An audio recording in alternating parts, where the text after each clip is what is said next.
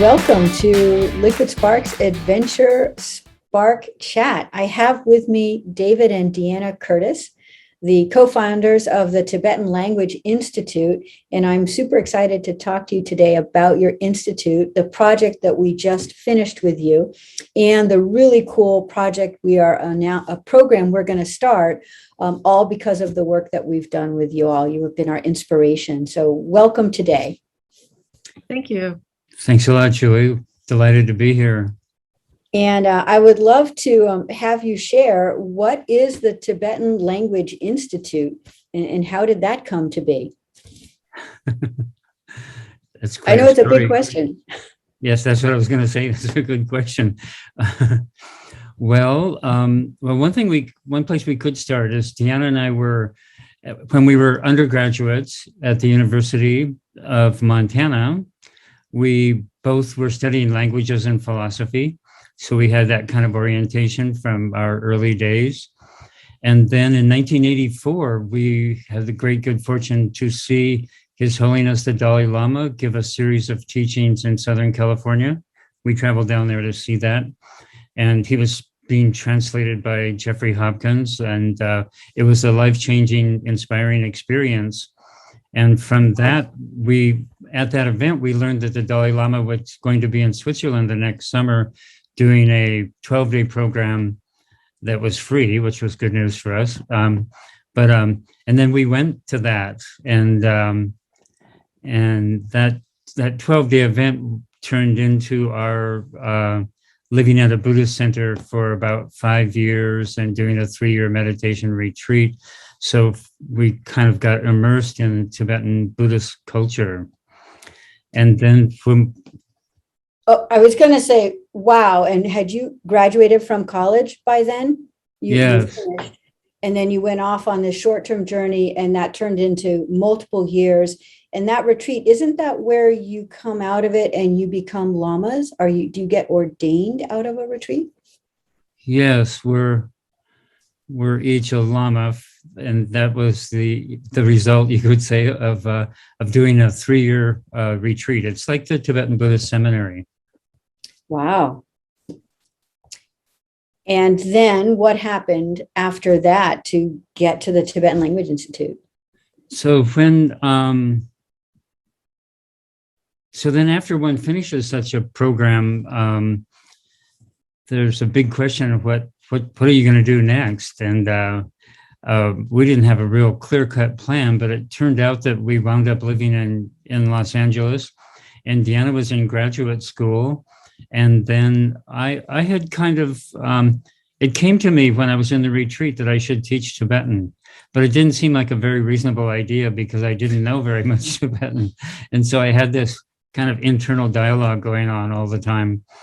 But anyway, once Deanna got settled and we had a little apartment and a little car in Los Angeles, then I just decided that I would try to do that and contacted a local Tibetan Buddhist center in LA, and they gave me permission to teach a class.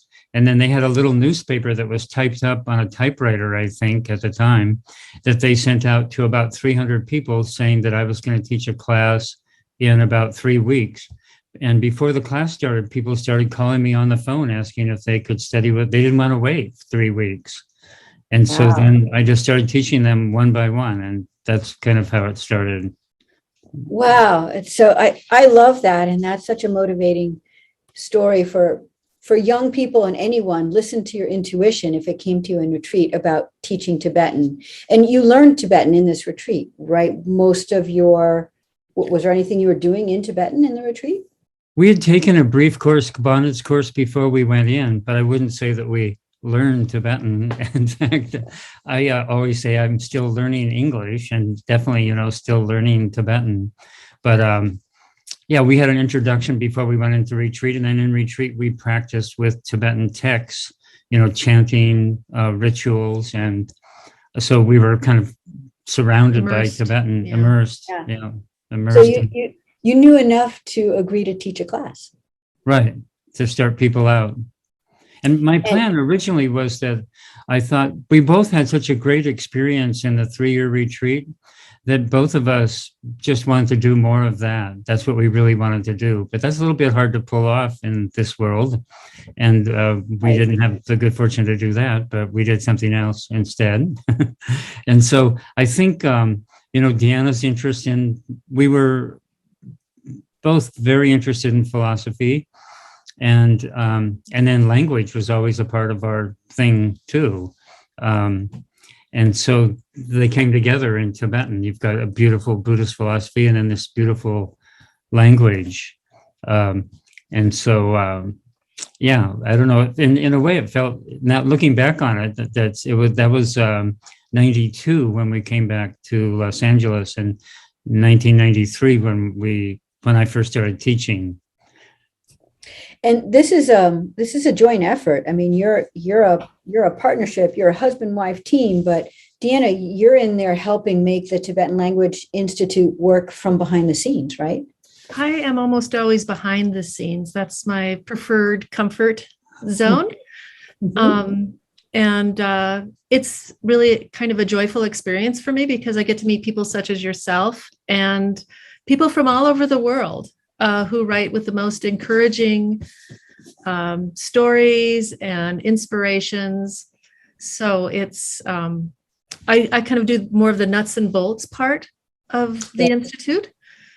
And one thing I wanted to mention that David didn't mention was that we had both had the experience of not really knowing Tibetan as much as we would have liked to for our practice. And without ever really verbalizing it, we just kind of wanted to help other people who were interested in pursuing their Buddhist practice to really connect with their texts and not feel left out of the group or anything like that. And that's a doable project with an excellent teacher such as David and really good motivation. People are finding success with that.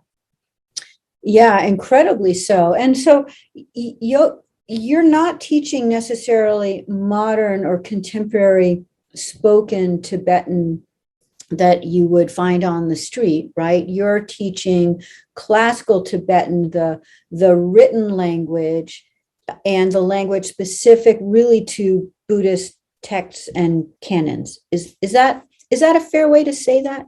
Yes, that's good. That's right. So we call it classical Tibetan. Some people call it classical literary Tibetan.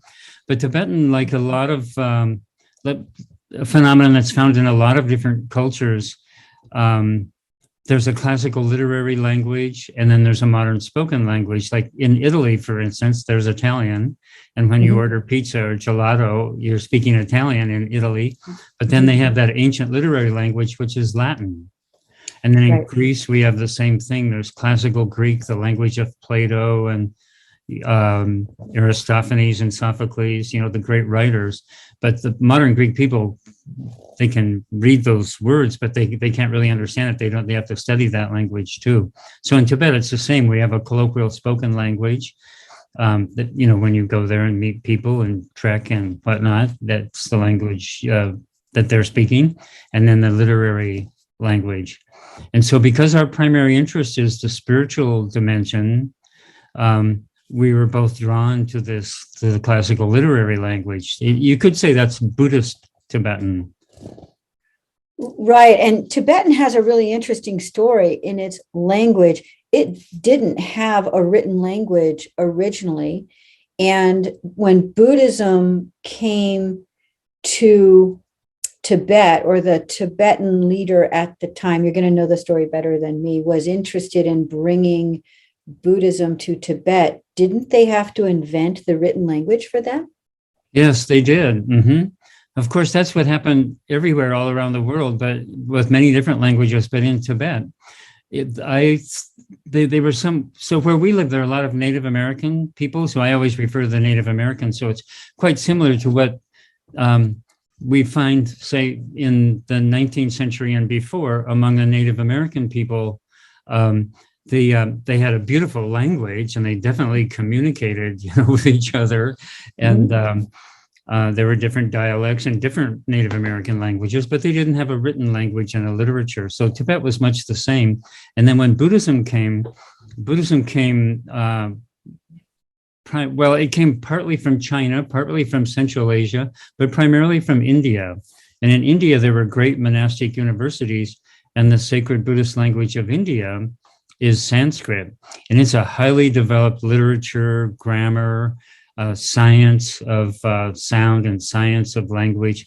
And then they translated everything, they wrote rather down everything in all these many different fields of study in the Sanskrit language. So when the Tibetans first met the great Buddhist masters, they kind of fell in love with them and that culture, and they wanted that too. And so they began to bring the Buddhist scholars, saints to Tibet to teach the people there. And they would send bright young Tibetan people down to India to study there. So this intercourse began, like a download of the classical learning and information into Tibet. But then, as you say, the Tibetans didn't have a language, so they didn't have a science of grammar and whatnot. They didn't have a written language. They didn't have a written language, thanks, yeah. Right. So then they developed a written language based on the sacred Sanskrit language of India. So the classical Tibetan that we teach is that language. And I like to say that it's a hybrid between the basic spoken language, which is really a cousin of Chinese, and then the literary language of India, which is Sanskrit. And those two melded together and made a beautiful new child, you could say, which is classical literary Tibetan. Yeah, and it is a beautiful language with the characters and the writing. I often get emails from people asking that specific question, because people who perhaps want to talk with their lamas or listen to their lamas, who will of course be speaking modern Tibetan. And so the question is, if they come to study with David, will that be of any use to them whatsoever? And the answer to that question, we both really feel, is yes, because we can help them lay the foundation, teach them how to read, teach them how to look up things in the dictionary, teach them a very basic grammar structure. And on that and with the basic Buddhist vocabulary, which is what they want to learn about, with that, then they can take it to the next level with a native speaker, a Lama, Rinpoche, or other. Or a course from someone else, like, I don't know if it's still available, we should look into this, but Sarah Harding's course, Tibetan Language Correspondence course, that's what we began with, and she teaches the colloquial in her course as well. Oh, interesting. Yeah, so it's a great bridge for people if they want to. And then it's very, very good when you're learning a language, whether it's a classical language or a modern spoken language, to have a live teacher that can explain it to you, that can answer questions. And it's really hard to learn a language from a book. Oh my gosh, I agree. And I'm learning Tibetan. That's how I found you guys. We'll go into that in just a moment. And then learned Chinese and Spanish as a young person in college. And the beauty of a language is it's a window into how that culture thinks, why the culture is the way it is. And it's so much bigger than just being able to express words and a need, where is the store or the library or what have you. So it's fascinating. And it would make sense that then they could speak to their lamas if they're interested in Buddhist culture and studying. I've been working with some Tibetans, which is part of how I found you, and realized how I found you in 2015. I was part of a volunteer consulting group of teachers who went to Tibet. It's actually a program by Columbia University. And in 2015, I went to Tibet for a couple of weeks to teach about marketing, specifically ecotourism. That's what I do. And I had lived in China a long time ago, 1984, for 6 months, had studied Chinese very deeply. And a lot of my Chinese came back. So I was able to speak a little bit of Chinese to the Tibetans. And I was shocked to find out that the Tibetans from the various cultural areas of Tibet, which is much bigger than the Tibet Autonomous Region, not that you would see on a map. Their spoken languages are almost unintelligible to each other, whether it's Kam or Amdo or Jiarong, which is even more different. It's apparently the oldest spoken version of dialect of Tibet. And then the Lhasa dialect, which might be more similar to classical Tibetan, but they spoke Chinese to each other because they couldn't understand each other in their dialects. And I thought that was actually pretty fascinating. Right. Yeah. So when it comes to the written language, though, they all use the same written language. The words are spelled the same all over Tibetan. But that's absolutely true. There's maybe hundreds of different dialects in Tibet, actually. And many of them they're mutually unintelligible. Yeah, much more so than our New York accent versus our Southern accent, or maybe a West Coast accent. And then the Midwesterners, of course, think they have no accent. So, yeah, it's pretty different. So, and they're Scottish. What's that? I said, and then there's Scottish and Welsh. Yeah, So exactly. it's similar to someone who speaks from a rural Scottish brogue, as we call it. Mm-hmm. If they try and speak to someone who is perhaps from India, trained with an Indian accent, it's going to be tough. Right. And that happens, I think, if you go over a hill in Tibet. Yeah, exactly. So, well, let's talk a little bit about how we are all in the same Zoom room together and how I found the Tibetan Language Institute. So I got the opportunity in 2015 to go over to Tibet, which I had always wanted to do. I lived in China in college for 6 months in 1984 and had not been back since, and had this opportunity to go over there and teach, and was there for 2 weeks and went to a variety of places in Amdo, in Kham, Yunnan province, and went to Lhasa and made some great friends and was absolutely and totally moved by the Tibetan people.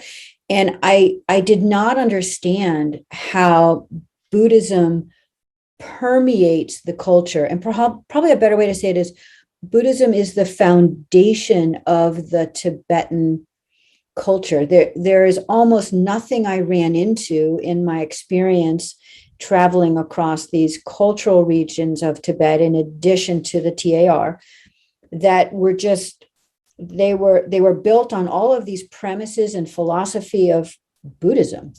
And I was stunned and then moved by the generosity and the compassion and the kindness of the Tibetans. And it didn't matter if they were wealthy Tibetans or the poorest of the poor Tibetans. I remember being in Lhasa and doing what's called Kora. You walk around the Jokan temple, and pilgrims come from all over China and Tibetan areas, et cetera, to go do this, and seeing people that looked like they were in abject poverty. I mean, barely had enough on, and they saw someone else worse off than them. And they quickly reached into their pocket and gave a 1 yuan, which is maybe about a penny, but they gave that bill. And I looked at them and I thought about my experience in America. And, I've always been encouraged, look the other way and don't give people money and what have you. And I thought, oh my gosh, if this is coming from their heart, I have a long ways to go. And it was a powerful role model for me. And I came home with my own mantra to try to be more generous, be more kind, and be more compassionate. And I thought that the Tibetan script, which I saw everywhere I went, and it was on rocks, it was on mountains, and we went to a lot of different temples, including the Bon temples, which look like Buddhist temples, and it's all been integrated. And it's just fascinating how those two religions were integrated, the early sort of nature-based religion of Tibetans and the Bon tradition and the Buddhism. And I thought, well, this is really beautiful. I can read Chinese characters. Why don't I learn Tibetan? And I must have done a web search, and y'all came up. And I ended up taking your level 1 course via telephone. I think, Deanna, I tried to ask you over and over, you must be you must be wrong. It can't be a phone conference. It can't be a telephone course, right? I mean, this was 2016, the year after I got back from Tibet. And I thought, oh, this can't be. She's like, no, it's definitely phone. And don't use Skype because Skype's going to mess everything up. And I'm like, okay, I'm going to try this. So I took your level 1 course and thought it was amazing. It was a 9-week course. And I got through the course learning the alphabet, basic vocabulary, a lot of interesting things about Tibet. And as a busy professional, running a marketing company, and I had children, et cetera. I still have children. They're in their teens. Now they're in their 20s. I didn't get to practice much.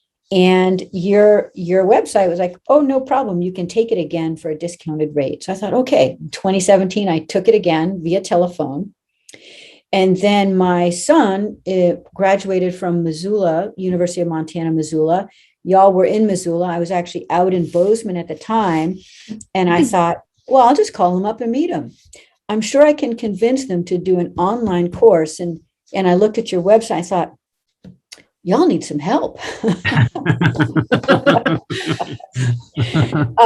You had lots of. This was true. You had lots of good information. I could see where you were going with it, but it was, it just wasn't up to date, technically speaking. It was beautiful content.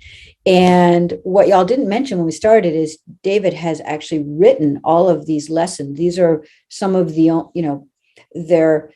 it's some of the best content and only content out there where you've actually created the course books. You're not using other people's course books. You have designed courses for Westerners who really want to learn Tibetan.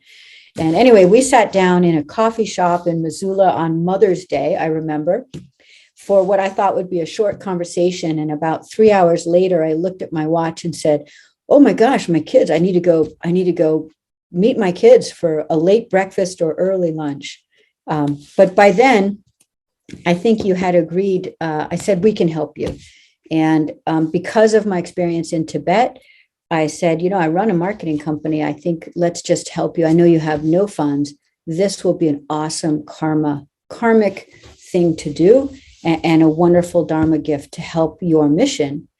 I thought first we'd do a little website, and then that developed into you actually went online with your courses. So let's fast forward and you have a brand new website. It took us a little while. It launched July of this 2021. Mm-hmm.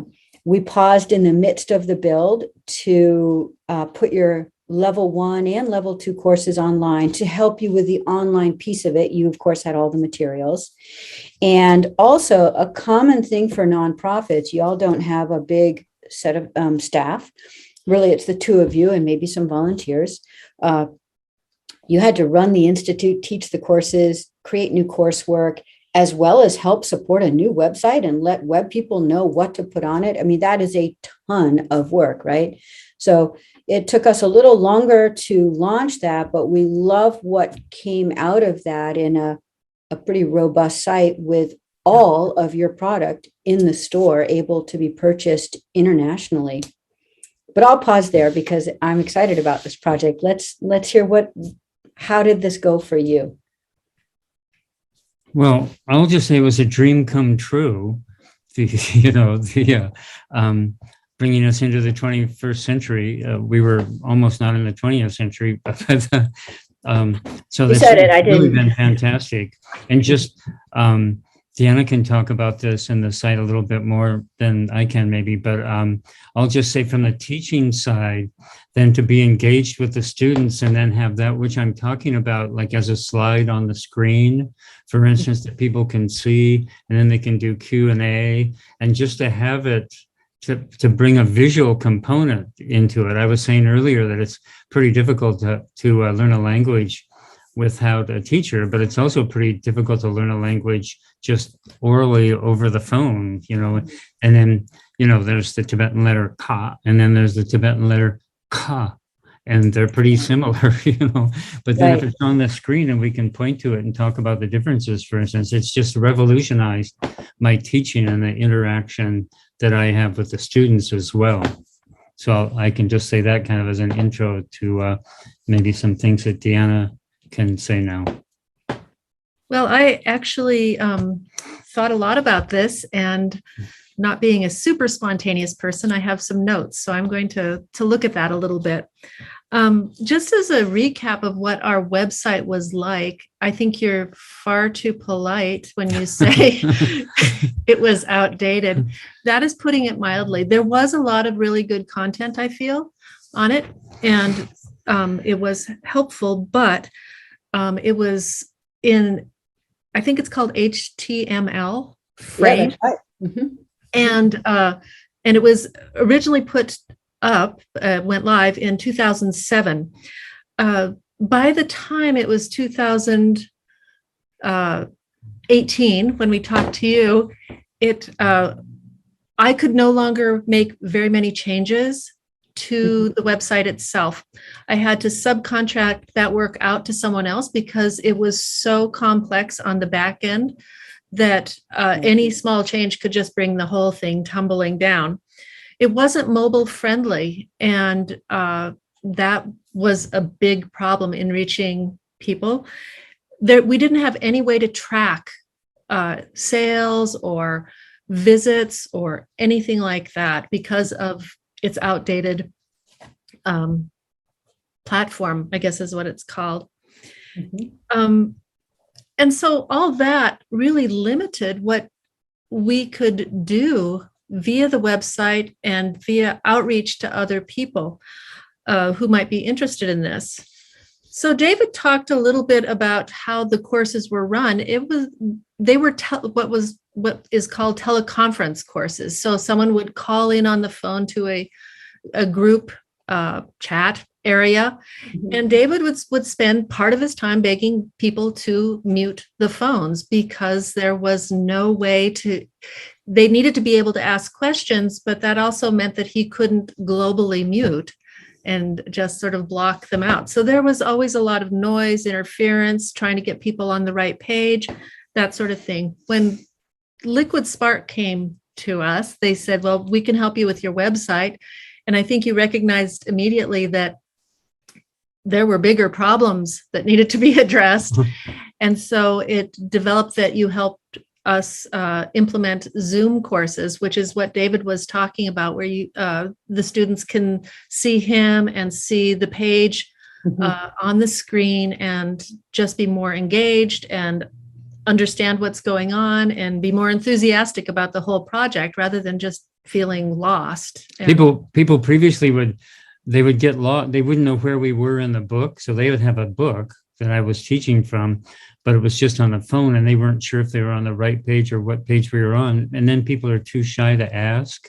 And now the way we're teaching now with the Zoom courses, we put the page on the screen. So even if they don't have the book, and so no one's getting lost anymore, and then they're actually seeing it rather than just hearing it as well. Yeah. And so I did your level 1 via teleconference twice. And I would be emailing Deanna because she said, if you get stuck, email her. So I could email her, what page is David on? I don't know where he is, because I would get lost, or you'd move around. Then I took the level 1, and we also did level 2. Level 1 went online in 2020, and level 2 went online in fall 2020, winter 2021. We did that with Zoom, and it was amazing how well it worked. It was just fantastic. I was never lost in terms of where you were. Sometimes I was lost in the material, but that would be a student issue. Yeah, and I think a lot of the reason that you weren't lost was the kind of support that Liquid Spark gave our team to teach those courses. So there was a lot of support as far as tutorials and how to move from page to page and what we're doing on Zoom and how to do that and what kind of Zoom program we needed to do what David wanted to do. And then you guys you were on the class, but you were in the class, but also you had the Liquid Spark team. A really great woman there who helped with the technical side of things as we were launching this program. So it was really a pretty smooth transition. I think we've all seen Zoom classes that don't have support people, and that can be detrimental to what is trying to be taught. So yeah, it worked out well. So Michelle on our team, she actually moderated the first few, or helped behind the scenes to teach you how to moderate, get Bente going, who's a rock star on your team, and then helped create your graphics in the beginning and ending, and trained, how to let the students know how to use it. We were really excited, and we pulled a bunch of stats, and we asked y'all about stats from just the students in terms of people in your courses and whether they filled up or not. Is there anything you want to share about how those courses went? Yeah. So I am basically from teleconference courses, like the level 1 course, to the transition to the level 1 course via Zoom webinar. We basically doubled our enrollment for level 1 and almost doubled it for level 2.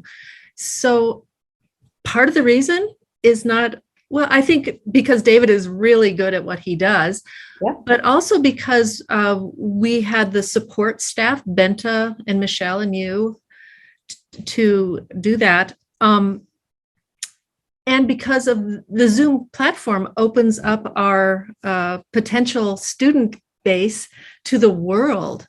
Right. And so for those students who cannot attend because it's 3 a.m. in Australia, they can still learn Tibetan with David by watching the recordings.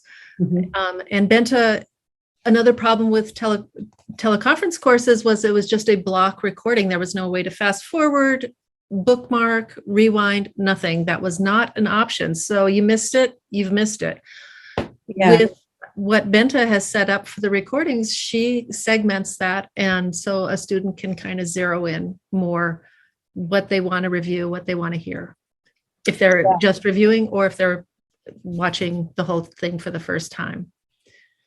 And that's fantastic. And the ability to sell your courses and serve students internationally, it increases your service work in the world, and it increases the success of TLI.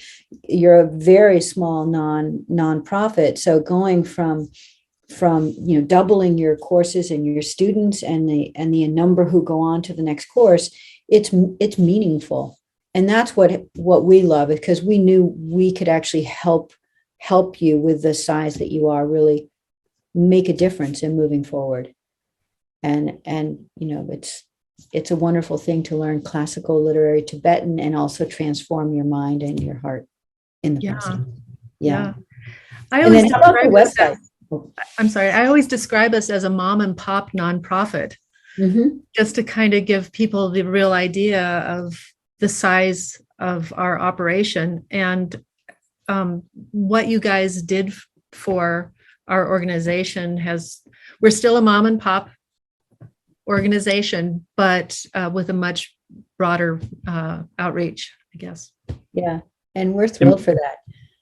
We're in the process now of developing 3 different learning materials, and so we're on sabbatical in terms of teaching the group classes now until the first of the year.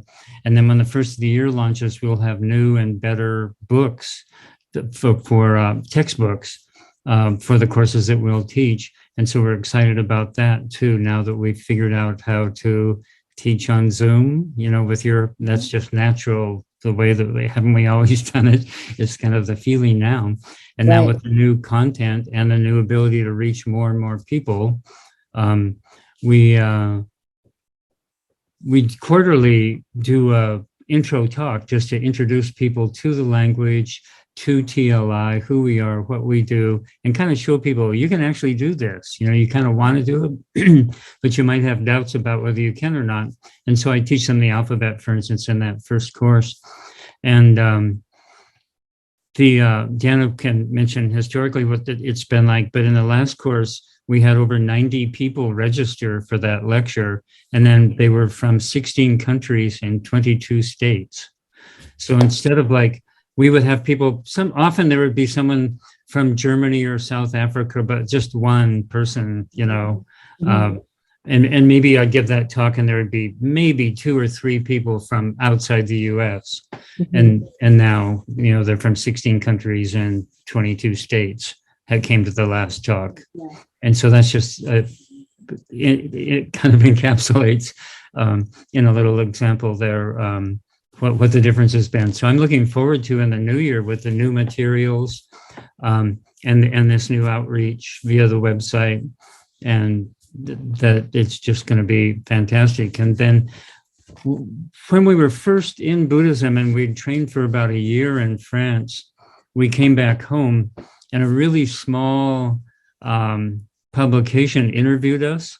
And I don't remember too much about who that was or what the publication was, but I do remember they asked us one question, and I think Deanna said something that I think is really true, that we're just kind of ordinary people from Montana, but we found something really beautiful, something really extraordinary in this Tibetan Buddhist teachings, and that you articulated that manifests itself in the people of Tibet, and anyone that's ever met Tibetans or hung out with them, whether, in Tibet or outside of Tibet, has the same kind of experience that you articulated. And that is grounded in Buddhism. It is their Buddhist training that they were able to cultivate this spiritual tradition for 1,300 years, and left alone by the external world, because Tibet was so far away until the 1940s or 1950s, so mid 20th century. But that's just a reflection of the essence and the beauty that's found in the text. And I like what you said also, when we learn the language of a people, we're really getting in tune with their heart mind and what the Buddhist tradition has brought to Tibet, and what the Tibetans have cultivated and are now sharing with the entire planet is very, very beautiful. And so what we're dedicated basically is just sharing that beautiful thing that we found way back then. In the 80s, and sharing that with people. And that makes us happy, because we see it's like, the Native Americans in Montana had this expression, big medicine, so it's an alien world. There's a lot of suffering, and there's a lot of, suffering being perpetuated in the modern world. And the Tibetans stood apart from that and cultivated these beautiful spiritual qualities. And then now they're sharing them with the world. And so some few people will want to go into the essence of that and actually read those texts and learn what are these words in Tibetan? What do they actually mean? So when things get translated, even like Buddha and in words like enlightenment, what does that mean? And then when you look at it in Tibetan, what it means, and learn what each of those syllables mean, it can be mind expanding and a wonderful, beautiful experience that's freeing in the mind and liberating the mind and bringing joy to people's lives. And then, like you said, when you came back, you were changed and you wanted to change yourself and become more compassionate. And so the Tibetans are all about, so that's a liberating process, liberating our noble qualities. And that's what the text and the literature and the whole teaching of Buddhism is all about. And so then when a person learns the language, they're in direct contact with that. When we read a book, if we read Shakespeare, then we're having direct contact, like a conversation with this person that lived 500 years ago. And the same thing is true when we read the Tibetan text, and they have something very beautiful to share with us. Yeah, and the interpretation, the translation, it's always a little different. Like when you it might have been in level 2, had the Tibetan word for enlightenment and those characters, or I call them characters, but they're letters in Tibetan. That's pretty different. There's really this, for me, I was struck by how awareness is such a key part of that term as opposed to enlightenment. Enlightenment can have, maybe it's just a modern sense that is a little bit different. And so for me, awareness was something that really resonated more deeply with what I was looking to try to get out of this. So that was interesting. So I love that with this incredible 21st century upgrade, so to speak, that you felt you could take a sabbatical. I don't know if they were related, thinking maybe you'll have more students and the ability to teach more and then more income. I mean, you are a nonprofit institution, but you need revenue to continue your mission. But Yeah. I love that you took a sabbatical and went and finished the upgrades that you had wanted to do probably for over a decade with these new materials, and are relaunching with, I think you mentioned the courses. People are already chomping at the bit to sign up for these courses. Maybe they're starting to get information on them. We have, when David took the sabbatical, it was unclear how we would really support ourselves, but that is a little bit David and Deanna. It's like, well, let's just see what happens, because we need to do this. And the interesting thing, we launched and the website, and consistently, really, for the last so September, October, November, for the last 2.5 months, we have seen people buying a lot of our level 1 packages, our level 2 packages, even though they're not ready because David's working on them. But we've seen an uptick in sales. We're not all of a sudden awash in funds or anything like that, but it has been sustaining. And I credit that to the e-commerce site that you guys set up. E-commerce was a new concept to me. And I think you patiently explained it about 20 times with me going, oh, that just sounds so complicated. Yeah, hard. It's okay, hard. We'll do it for you. But you know what? It runs pretty darn smoothly, and I'm able to check address. There's so many things that I'm able to do now that I couldn't do when people simply bought through PayPal. I mean, they're still using the PayPal as the way to pay for their purchases or their registrations, but there's this other e-commerce component that's on the back end that I can check, and I can look at addresses, and I have their right emails. And if they have a note about, please send this right away, they don't have to do a separate email. It just comes in and I can take care of it. I don't have to say to anyone living in Canada, Mexico, or South America, oh, I'm sorry, you'll have to wait until I can package something that you haven't bought, take it to the post office, make sure that it's the right price, and then I'll send you an email, and then you can purchase it. And by the way, I have too much work, and it'll take about 3 or 4 weeks for me to get back to you. Right. So with the e-commerce site, it does that for me. It calculates correctly the shipping and handling. And so that takes off a whole layer of stuff that I have to do during the day. Yeah, I love that. An increase in sales of the learning materials, so different DVDs and books and things. Traditionally, it's just been tied to the registration for classes. So if we're offering a class, then people are registering for the class and they're buying the book. But what Deanna was just mentioning, there's not a class happening right now, and people are still buying it. So I'm quite optimistic when we do offer the course, then there's going to be, another increase in sales like that. And it's heartening and heartwarming, I guess, just to see that people all around the world now. So what we try to do is serve the people, that are interested, and to teach in a way that's accessible. And so we're trying to reach, so there are places, like there's a dozen places or so in America where you can study Tibetan at a university level, but very few people have the opportunity to go to one of those 12 schools. And even so, like at Harvard, they start Introduction to Tibetan just every other year. And I don't know what the numbers are recently, but they used to just have about 5 students in that class. And then some of them were graduate students or seniors. And so the next year, they don't have a way to, but most of us don't have access to that. And so what we're doing now, and what's just multiplying our ability now, is we're teaching Tibetan for the rest of us. I like to say, the people that aren't at one of those universities, but then want to know. And so then we try to teach in a way that's accessible and with the student in mind, and bring this beautiful teaching to people. And then people can be now, of course, anywhere and, study at home.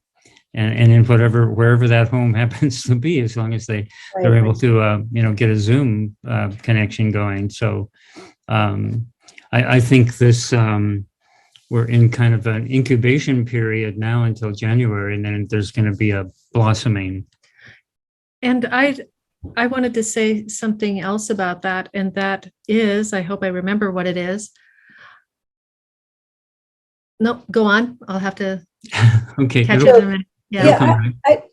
I just want to add on to what you both have said, and now I'm realizing why when I looked for Tibetan language training information or learning information, I ended up choosing your TLI because you're specifically serving people who are on a life journey.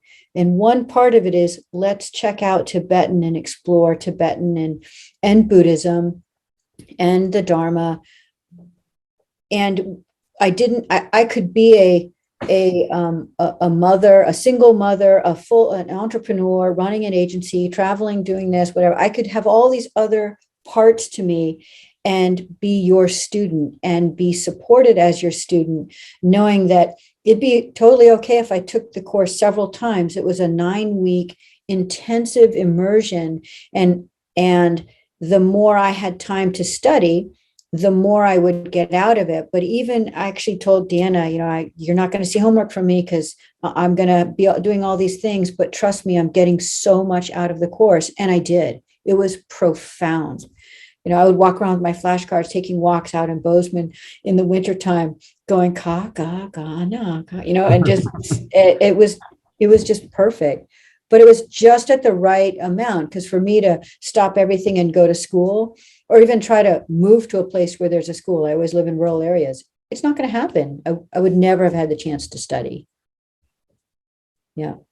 Yeah, so I think there's people all over the world like that. Of course, we're very busy people, and some of us are in our 20s and fortunate to be going to a fine university. But then there's a lot of other people that are interested in the spiritual life that is Tibetan Buddhism and taking the teachings to heart, frankly, and involves the Tibetans always say study, reflection, and meditation. So study and learning, and I believe that's part of our true human nature, is we love to learn. Aristotle said that. I think he was right.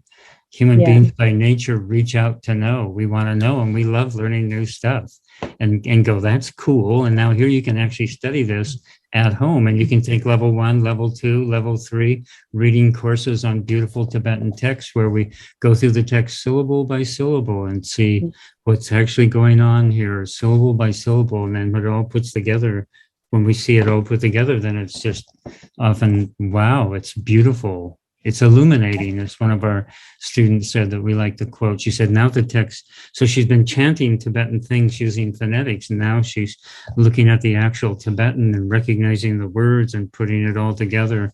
And now she says it's a luminous experience for her. I think a lot of people have that same kind of experience. Well, I'm happy that you found us in 2015 or whatever.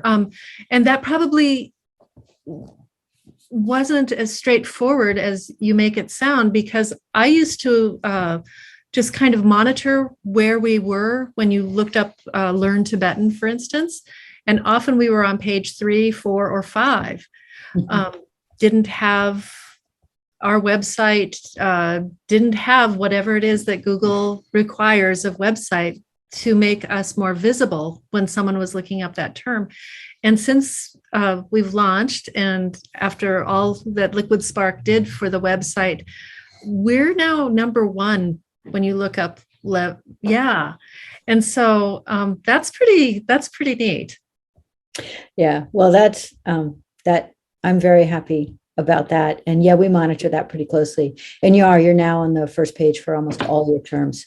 And you've gone from either not being visible or at the bottom of one to you're in the top 3 now. It's very exciting. So this is a perfect segue to the fact that your project inspired me and my team so much, because we were able to do deep work for one nonprofit in such a meaningful way. And we thought, this is something that we could do for someone else.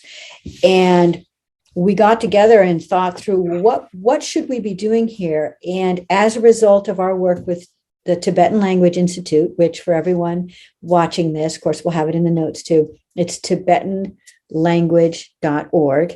Do I have that right, Deanna? Info. Yeah, www.tibetanlanguage.org. There you go. Language.org, or you could just look up Tibetan Language Institute. But we have created an entirely new program that we're very excited about called the Spark Forward Nonprofit Program. And it's because of our work with the Tibetan Language Institute. We are launching it on Giving Tuesday, November 30th, 2021.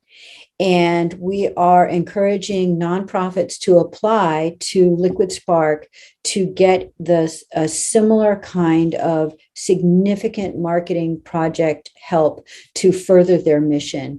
And these would be for nonprofits who there's no way they could afford the kind of services and work that, for example, our team was able to do for you.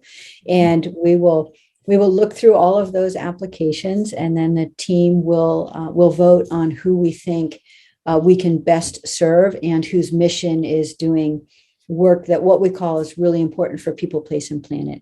Liquid Spark is a 1% for the planet agency. We already give 1% of our revenue away to vetted nonprofits doing important work for people, place, and planet. We also started a foundation as a result of my travels to Tibet.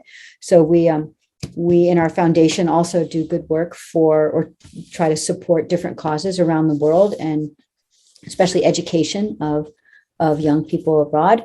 And this is in addition to that. We think this is a meaningful way through our own marketing knowledge and expertise, we can help transform a nonprofit whose mission needs to get out there in a bigger way.